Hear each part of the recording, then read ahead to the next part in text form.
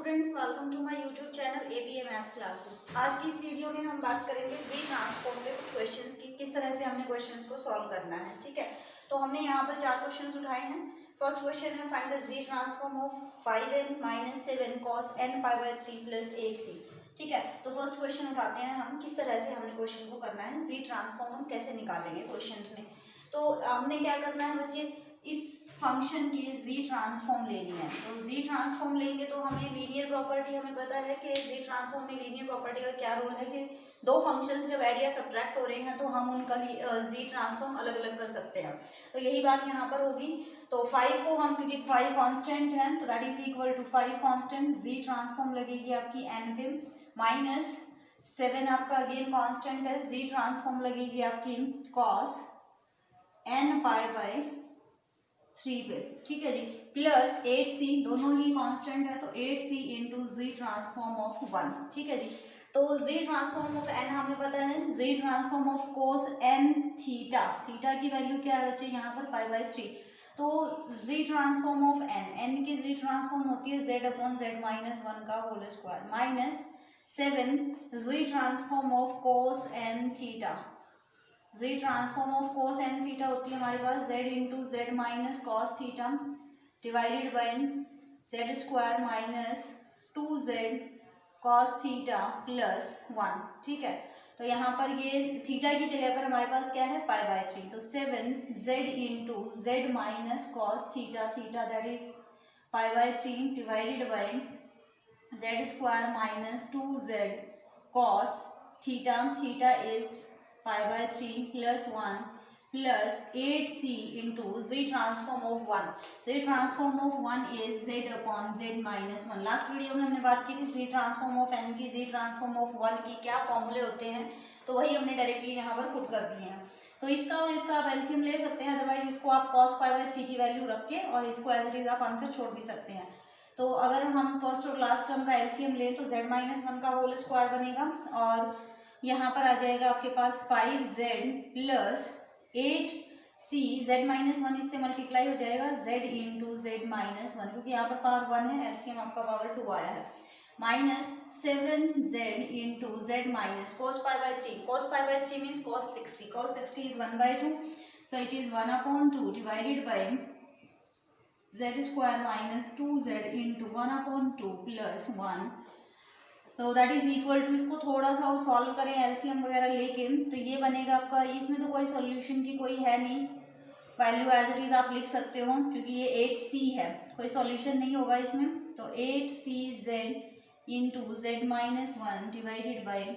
z-1 का whole square minus, हाँ जी, यहाँ पर 2 एलसीएम लेने के बाद ये बनेगा आपका 7z into 2z-1 divided by 2 नीचे आ जाएगा एलसीएम लेने के बाद और ये बनेगा जेड स्क्वायर माइनस 2 से 2 कट जाएगा z प्लस 1। तो ये आपका आंसर आ जाएगा Z transform of 5n - 7 cos n π/3 plus 8c। ठीक है, सेकेंड क्वेश्चन की अगर मैं बात करूं बच्चे, सेकेंड क्वेश्चन में क्या है, Z transform of sine, Z transform of sine 5n + 3। तो पहले इसको ब्रेक कर लो आप, साइन a प्लस बी है, a प्लस बी से इसको ओपन कर लो, फॉर्मूला लगा लो, Z transform of sine a that is 5n into cos b that is cos 3 plus cos 5n into sine 3। ठीक है जी, ये साइन 3 हो गया, cos 3 हो गया, तो कांस्टेंट है तो जी ट्रांसफॉर्म कहाँ जाएगी, 5n पे जाएगी और cos 5n पे जाएगी। तो जी ट्रांसफॉर्म ऑफ, यहाँ से हम cos 3 को बाहर निकाल देते हैं क्योंकि ये कांस्टेंट है, Z transform of sine 5n plus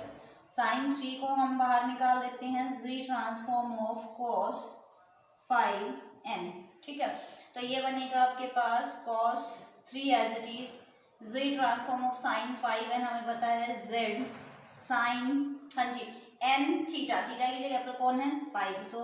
z sine theta divided by Z square minus 2z cos theta that is 5 plus 1 plus sin 3 as it is, z transform of cos 5n that is z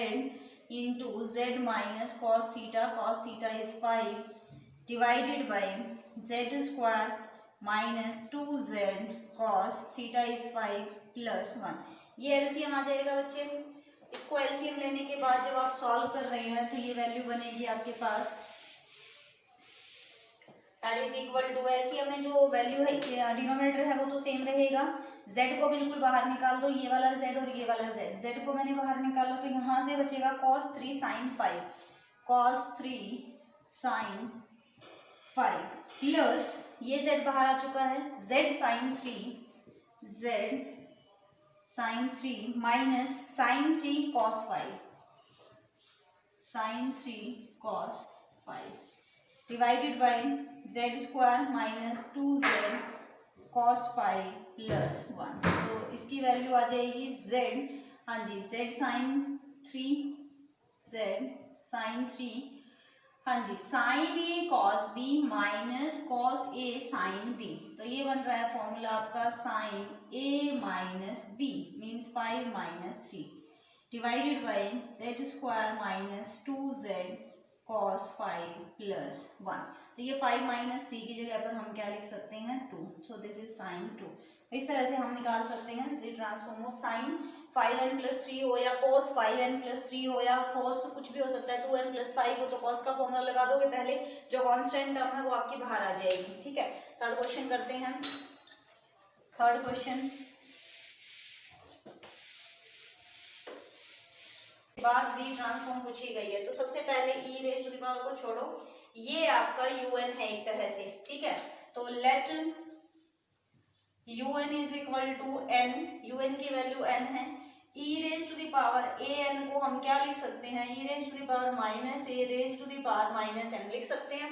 इसको अगर आप a मान रहे हो, a raise to the power minus n, तो n को multiply किया गया है इससे, तो बाय डैम्पिंग रूल,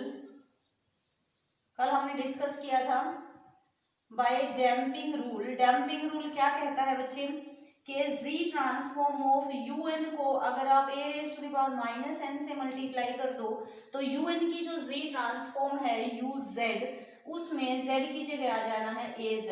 ठीक है, तो अब हमने uz निकालना पहले, un is equal to n है, तो z transform of un is equal to denoted by uz and that is equal to z transform of n। ठीक है, तो z transform of n is equal to z upon z minus 1 का whole square होता है। तो इसके अंदर, इस ट्रांसफॉर्मेशन के अंदर आपने क्या करना है, a इंटू जेड, a की जगह हमारे पास क्या है, a की जगह पर हमारे पास क्या है, e raise to the power minus a, तो a की जगह हमारे पास आ जाएगा z, uz है पहले तो z अपॉन z माइनस 1 का होल स्क्वायर। अब z की जगह क्या आना, az, a की जगह क्या है, e raise to the power minus a, तो e raise to the power minus a, z की जगह मैंने लिख दिया e raise to the power minus a। ठीक है, तो यहाँ से जब एलसीएम लेके इसको या तो बाहर निकालो, एलसीएम लेने के बाद इसको बाहर निकालोगे, या फिर e raise to the power minus a से पूरे क्वेश्चन को डिवाइड कर दो, या जिस तरह से भी कर रहे हो उसको थोड़ा सा सॉल्व करें तो ये क्या बनेगा। चलो एलसीएम ले लेते हैं पहले, एलसीएम नहीं मतलब इसको हम क्या करते हैं, e raise to the power, इसको हमने लिख दिया e raise to the power a divide में, जो हमारी पावर नेगेटिव है उसको मैंने पॉजिटिव बना दिया। अब एलसीएम लेंगे तो ये बनेगा z minus e raise to the power a का whole square divided by e raise to the power a, 2n वो चली जाएगी आपकी यहाँ पर, तो ये बन जाएगा z e raise to the power a divided by z minus e raise to the power a का होल स्क्वायर। ठीक है, तो ये आपका आंसर हो जाएगा। नेक्स्ट देखते हैं फोर्थ क्वेश्चन। फोर्थ क्वेश्चन में क्या है, sine hyperbolic n theta, sine hyperbolic. ठीक है जी, हाइपरबोलिक का आप कैसे निकालेंगे z ट्रांसफॉर्म। हाइपरबोलिक फंक्शन के लिए हमने पहले इसको एक्सपोनेंशियल फंक्शन में कन्वर्ट करना पड़ेगा। फोर्थ क्वेश्चन के लिए हाइपरबोलिक फंक्शन है ना, साइन हाइपरबोलिक एन थीटा हमें पता है e raise to the power n theta minus e raise to the power minus N theta divided by 2 value होती है। क्या करना है आपने, z ट्रांसफॉर्म लेना है, तो z ट्रांसफॉर्म तो यहाँ जाएगी, अलग अलग कर देते हैं, 1/2 को बाहर निकाला, z transform of e raise to the power n theta minus 1/2 को बिल्कुल बाहर लिख देते हैं, z transform of e raise to the power minus N theta. ठीक है जी, बिल्कुल ठीक है। 1/2 हाँ जी, जी ट्रांसफॉर्म ऑफ, इसको मैंने लिख दिया e raise to power minus theta की पावर माइनस एन, कोई दिक्कत नहीं है, दोनों माइनस होके प्लस हो जाएगा, एन थीटा ही है ये value, minus Z transform of e raise to the power theta है, और ये माइनस साइन माइनस एन को मैंने बाहर लिख दिया, कोई प्रॉब्लम नहीं है। तो बच्चे यहाँ पर क्या बन रहा है 1/2, हाँ जी, या फिर 1 की जो जी ट्रांसफॉर्म है उसको मल्टीप्लाई किया गया है A raise to the power